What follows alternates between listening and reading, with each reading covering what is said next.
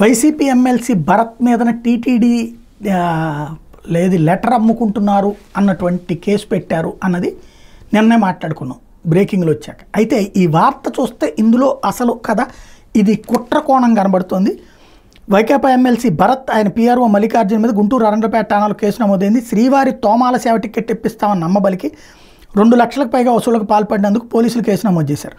CI Srinivasarao తెలిపిన వివరాల ప్రకారం చంద్రబాబు ముఖ్యమంత్రి అయితే కుటుంబ సమేతంగా వెళ్లి శ్రీవారిని దర్శించుకుంటామని తెలుగుదేశం పార్టీ నేత చిట్టాబత్తిని చిట్టిబాబు మొక్కుకున్నారట. ఆయన కుమార్తె యామిని అమెరికాలో ఉన్నందున కుదరలేదు. ఆమె ఇటీవల గుంటూరు వచ్చారు. దాంతో ఎమ్మెల్యేల దగ్గర సిఫార్సు లేక ప్రయత్నిస్తే 4 నెలల వరకు ఖాళీ లేవన్నారు. దాంతో వట్టిచేరుకూరు మండలం వింజనంపాడుకు చెందిన తన బంధువు శివరామకృష్ణను సంప్రదించారు. ఆయన ఇంటి పక్కన ఉంటున్న వెంకటనారాయణకు వైకాపా ఎమ్మెల్సీ భరత్ పీఆర్ఓ మల్లికార్జున్తో పరిచయం ఉంది.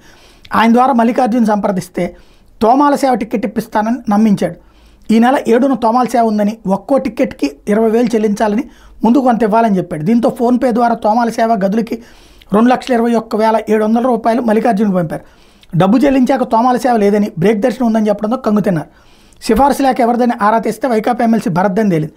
భరత్తో పాటు మరో ప్రజాప్రతినిధి సిఫార్సు లేక మీద 20 మందికి పైగా తోమాల సేవ టికెట్లు ఇప్పిస్తామని ఒక్కొక్క నుంచి 20,000 వంతులు 2 లక్షలకు పైగా వసూలు చేశారని అరండలపేట పోలీసులకు శివరామకృష్ణ ఫిర్యాదు చేశారు. వైకాపా ఎమ్మెల్సీ భరత్ పీఆర్ఓ మల్లికార్జున మీద కేసు నమోదు చేశారని సీఐ చెప్పారు. ఇందులో అసలు భరత్ ఎక్కడ ఉన్నాడు, భరత్ పిఏ ఎక్కడ ఉన్నాడు? ఈయనకి తెలిసిన బంధువుకి చెప్తే ఆ బంధువు ఎవడికో చెప్తే వాడు డబ్బులు తీసుకున్నాడు. అసలు మోసగాడు వాడైతే వాడిని అరెస్ట్ చేసేయడం మానేసి భరత్ పేరుతో ఇప్పిస్తానన్నాడు అని చెప్తే నమ్మేసేయడమేనా? ఇట్లాంటి బ్రోకర్ల లెక్కనైతే చంద్రబాబు గారు నాకు డైరెక్ట్ అని చెప్పేసి రేపు పొద్దున ఇంకోటి వస్తాడు, అప్పుడు కేసు పెట్టేస్తారు బాబు గారి మీద. జగన్ అని చెప్తే జగన్ మీద కేసు పెట్టేస్తారా? కామన్ సెన్స్ ఉండాలి కదా. ఆ లెటరు అతనే ఇవ్వాలి డైరెక్ట్గా ఎమ్మెల్సీ, లేదా వాళ్ళ పిఏ. నిజంగా ఆ మల్లికార్జున ఎవడు నా పిఏ ఎవడు లేని పౌరు అని చెప్పి భరత్ చెప్తున్నాడు. ఒక మాజీ ఐపీఎస్ కొడుకు ఆయన. ఇట్లాంటిది అందులో తిరుమల తిరుపతి దేవస్థానం విషయాల్లో కాస్త పాపభీతి ఉన్నటువంటి ఏరియాకి సంబంధించినటువంటి అతను. సో అతనే తప్పు చేస్తే ఖచ్చితంగా శిక్షించాలి.